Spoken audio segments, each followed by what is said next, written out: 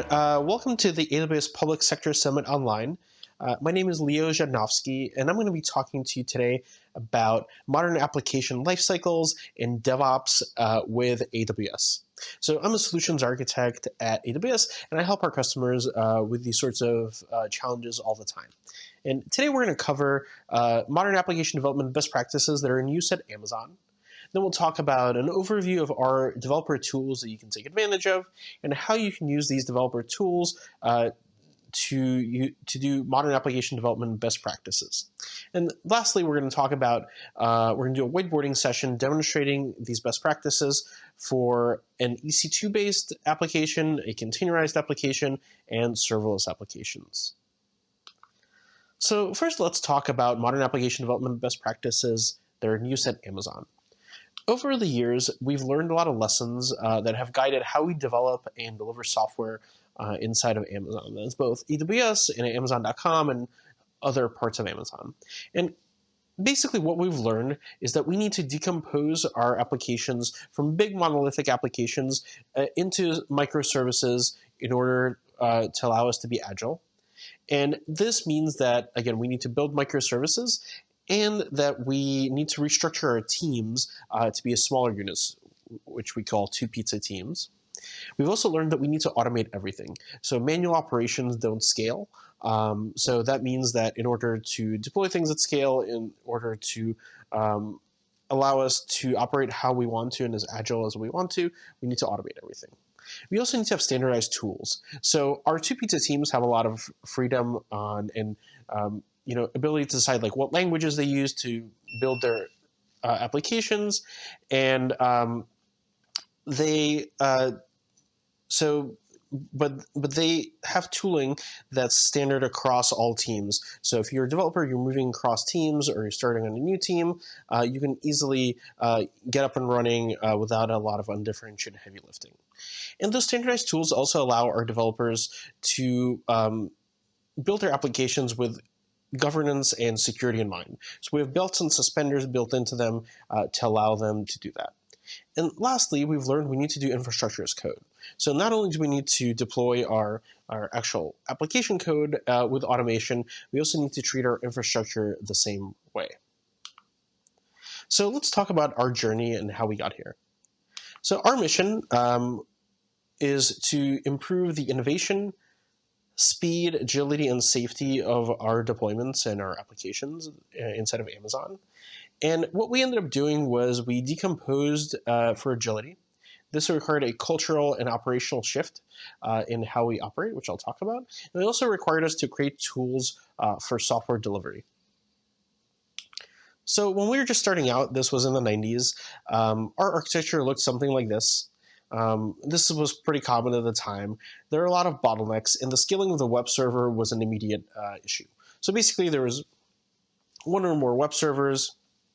There was a database server. Whenever someone would go on Amazon.com, this was before AWS existed, they would hit the web server, they place an order, the order will be committed to a database, then the order will be sent through processing out to a fulfillment center to send your order out. However, there's a lot of single points of failure here. It doesn't really scale. So in 1998, the Distributed Computing Manifesto came out. We began breaking things down into separate components. So the first thing we did was break our database apart. So we'd have different tables on different databases. So for example, we'd have different web DBs, and that helped a little bit, but it still wasn't really scalable. There are still issues. So we decided to go further, and we decided to break our services up as small as possible into primitives. And we decided to break those up based on scaling factors and not functions. So what that means is if, for example, the database is a scaling factor, so when we did load tests, we noticed we would get throttled on the database, that would be a microservice. And each service had to operate independently. So what that means is if I have a service that basically returns data from a database, and there's another service that's trying to get that data, it can't query my database directly. It has to go through an API. And that means that the communication between services is minimized, and the communication there is defined in those APIs. So when you're interacting with another service, you know exactly how that's going to work. You know exactly what API calls you need to make and what the SLA for that API is. So this had an impact on our development. So back before we did this, we essentially had our developers, we had a common set of services, and we had a common delivery pipeline that handled the build, test, deploy to production, and monitoring of those services. Now, when we started breaking down into primitives and microservices, that means that now we have, instead of one set of services and delivery pipelines, each team has its own set of services that it is responsible for, and each team has its own pipeline, right? So that way, if there's a problem with another team's pipeline, it's not really impacting my team. All these teams can move in parallel and be agile. So this led to some impacts to our organization and how we organized our teams. And the main one there is we reorganized our teams into 2 pizza teams. So what this means is each 2 pizza team owns their own service that they operate. And it's called a 2 pizza team because essentially you should be able to feed the whole team for lunch with 2 pizzas. If you can't, that means your team's too big. That's not to say that you should start firing the people that are eating the 3rd pizza. That means that you need to break your teams down into smaller pieces. And the reason for that is twofold. First of all, it minimizes social constraints. So each team operates independently. They don't need to talk to other teams. The more interaction that a team has to do, the slower it tends to work. And each team then has the autonomy to make its own decisions that are right for that team. So this transformed how we operated. So in 2001, we were running monolithic applications and teams. And then by 2002, we started building what's now called microservices, and we transformed into using 2 pizza teams. Now, these teams own everything about the service that they operate. So that includes planning the service, making sure the service operates securely, making sure it's performant, making sure it scales, deploying that service up to production. Once it's deployed to production, operating that service, fixing any bugs in the service, maintaining documentation for the service, and testing. So how can one team do all this? It's a lot of work for a team that can be fed by 2 pizzas. Well, by adopting what we call modern applications. So here's how we define a modern application. Modern application uses independently scalable microservices. Ideally, these services run on managed compute platforms. So serverless, containers. You don't want to have to worry about spinning up instances or managing the OS if possible. They talk to each other through APIs only. Updates are continuously delivered, which means instead of doing like a deploy every quarter that's massive and has a lot of things that could break in it, you're doing a deploy all the time, multiple deploys per day, and these deploys are small, so if there's an issue that's introduced, you can easily roll back or fix the issue quickly and adapt to change.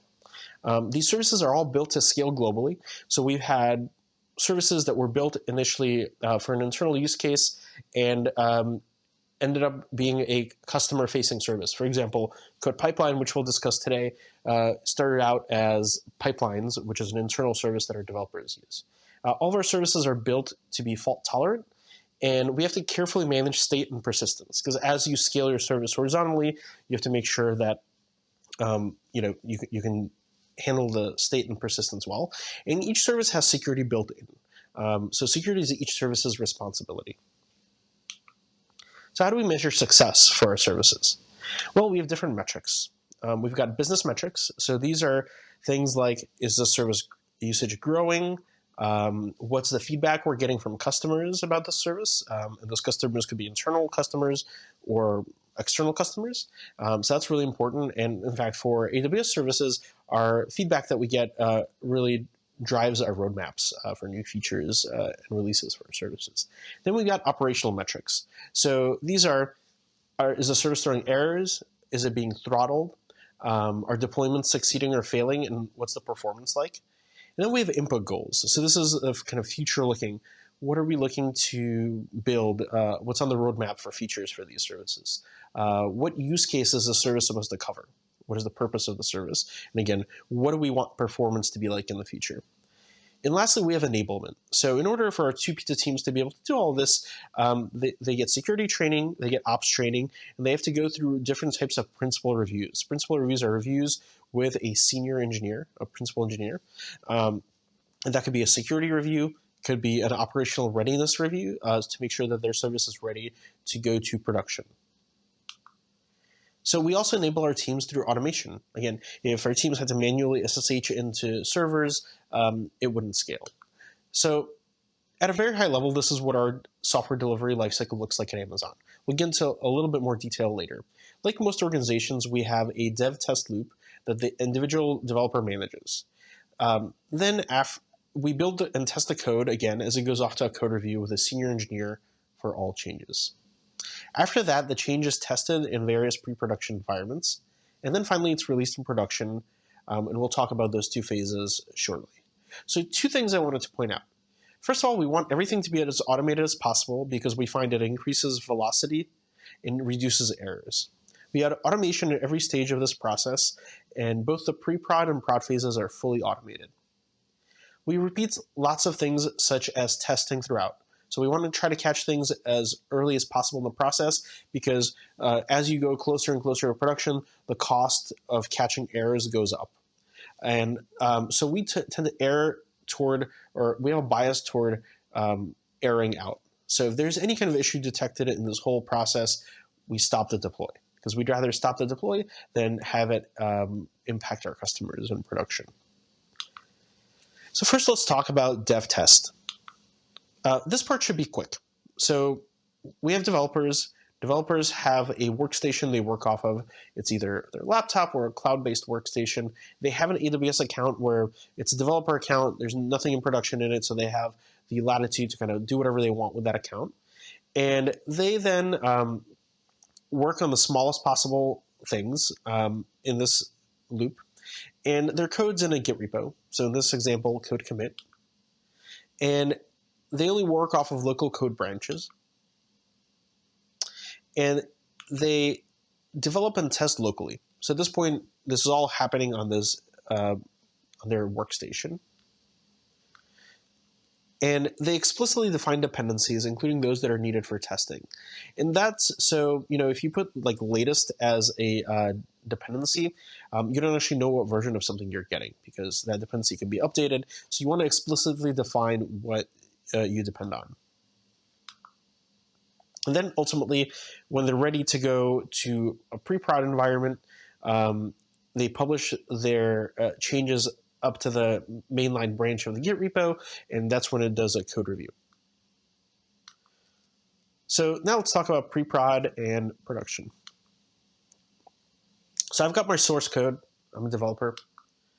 Then you go and build your artifacts. So for example, if you're building a containerized application, you build your container image. If you're building a serverless application, you build your Lambda package. Then we've got our pre-prod environment.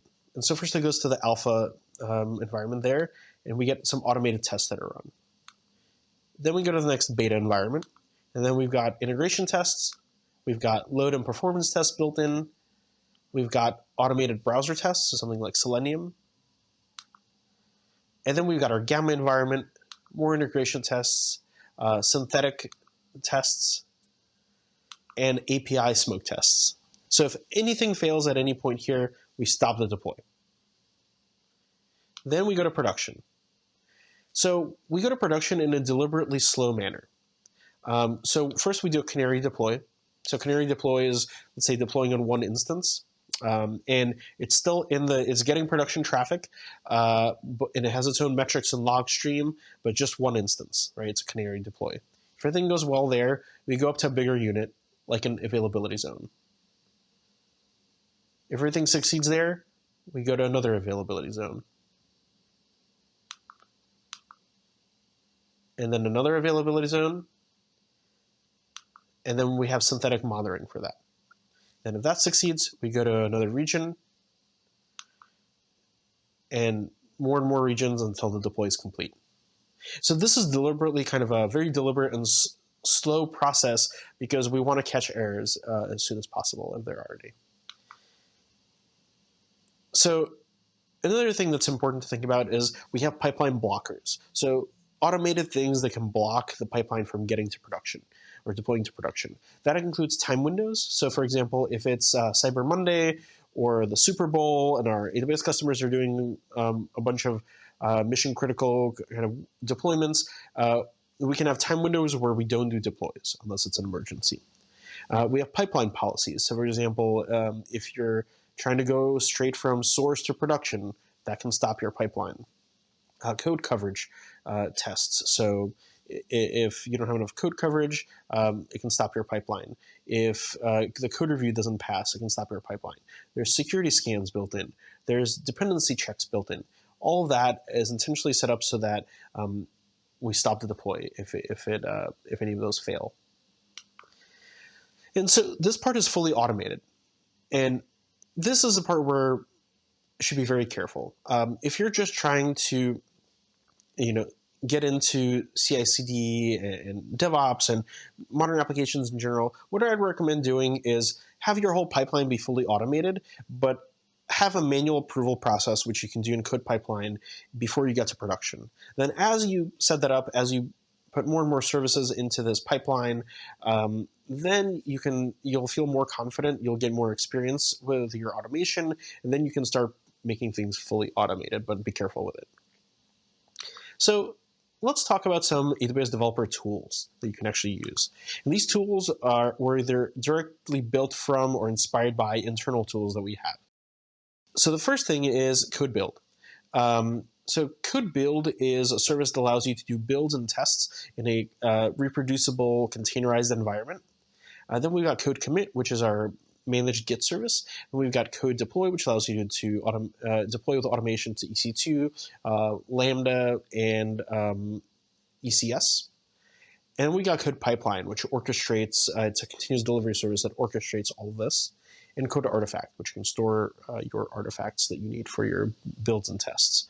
Then we've got infrastructure as code tools, so CloudFormation and CDK. And we've got services for monitoring and tracing, so X-Ray for tracing and CloudWatch for monitoring. And if you're deploying to web apps, such as a PHP-based application, Elastic Beanstalk's worth a look. Then we've also got IDEs and DevOps toolkits, such as add-ins for Visual Studio Code, IntelliJ, Eclipse. We've got a cloud-based IDE called Cloud9, and we've also got SDKs in all kinds of different languages. So now let's do a whiteboarding session of what a modern application looks like when you're deploying it with our developer tools with ECS, EKS, serverless, and EC2-based applications. Let's talk about how to build code pipelines for an EC2-based application, for a containerized application, whether it's in ECS or EKS, and for a serverless application that's using Lambda. So across all of these, there's going to be some common stages. We're going to have the code stage where we store code, the build stage where we build any artifacts that we need or Docker containers, the test stage where we run tests, and the deploy stage, which is going to deploy our code to different environments up to and including production. And then we're going to also have to store some artifacts for the build and test stages. So what services are we going to use across these? First, we're going to use Code Commit to store our code, whether that's application code or whether it's infrastructure code, so CloudFormation templates. And for both the build and test stages, we're going to be using Code Build, just different projects in Code Build, essentially. And for EC2, we're going to be using Code Deploy for deploying our code. And for storing these artifacts, we're going to be using Code Artifact.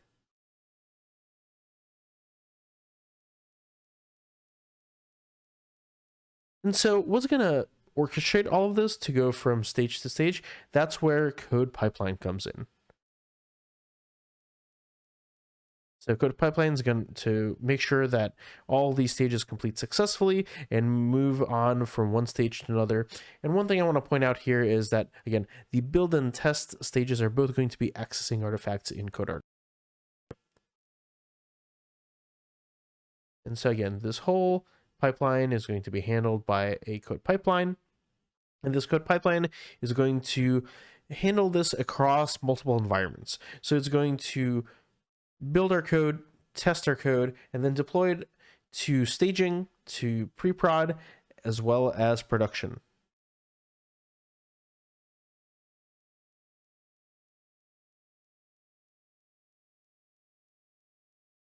So if our application is, whether it's EC2 or again ECS or EKS or Lambda, we're going to have to also think about some. So in terms of monitoring, we have three different things that we're going to be concerned about: metrics, logs, and tracing. So metrics meaning things like CPU usage, network out; logs meaning both application logs and logs from things like code build and code deploy; and traces, which will allow us to debug the performance of our actual application. So for metrics and logs, we're going to be using CloudWatch. So CloudWatch supports both metrics again and logs. And for traces, we're going to be using X-Ray. Now, what if our application isn't EC2? What if it's a containerized application using EKS? Or ECS first, actually. So for ECS, it's basically going to look the same. So ECS supports the same set of services. Specifically for deployment, it supports code deploy as well as code pipeline directly. So it's going to look exactly the same.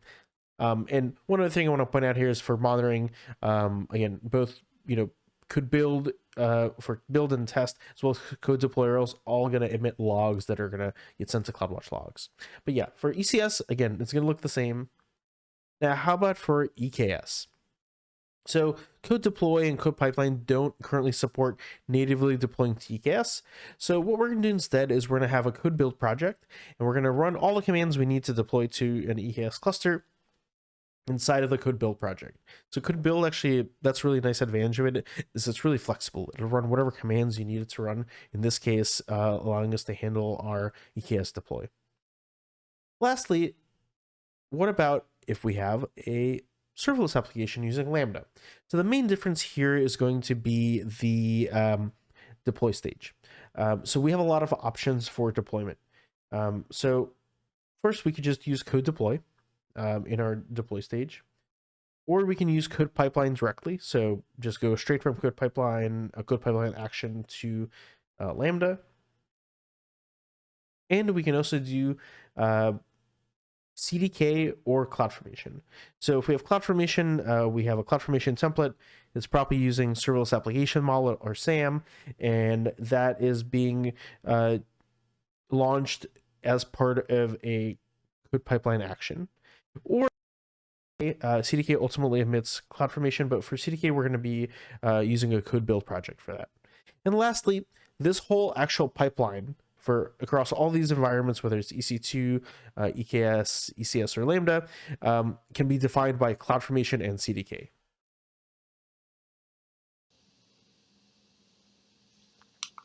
All right. Lastly, I just wanted to talk to you about our well-architected tool and our builders library. So as you're building services in AWS, I would recommend taking advantage of our well-architected service. So this is a service that basically asks you a bunch of questions about your application that you're building and focuses on different architectural pillars such as security, cost optimization, reliability. And at the end of the day, you get a report that gives you medium, low, and high-risk items that it's identified that you should then work out to remediate to make sure that you're following AWS best practices. And then we've got the Builders Library. So the Builders Library is a collection of living articles and videos that gives readers a look under the hood at how Amazon builds and operates the technologies that underpin Amazon.com and AWS. The Builders Library content is written by senior technical executives and engineers who are responsible for that topic on a daily basis and dives deep into real-world practices used by Amazon every day. So definitely check that out. And lastly, I want to talk to you about our training and certification. So you've joined the AWS Summit to learn, and you can keep learning beyond the summit with resources from AWS training and certification for DevOps. We offer over 45 digital trainings online that are available on demand. You can also go deeper with a 3-day instructor-led course on DevOps engineering on AWS. And this allows you to gain credibility and confidence with 2 related certifications. And you can also explore labs, white papers, and technical resources by downloading the AWS Ramp-Up Guides. So for more information, go to aws.training/DevOps. All right, so that's what I had for you today. Thank you so much for your time, and enjoy the rest of the summit.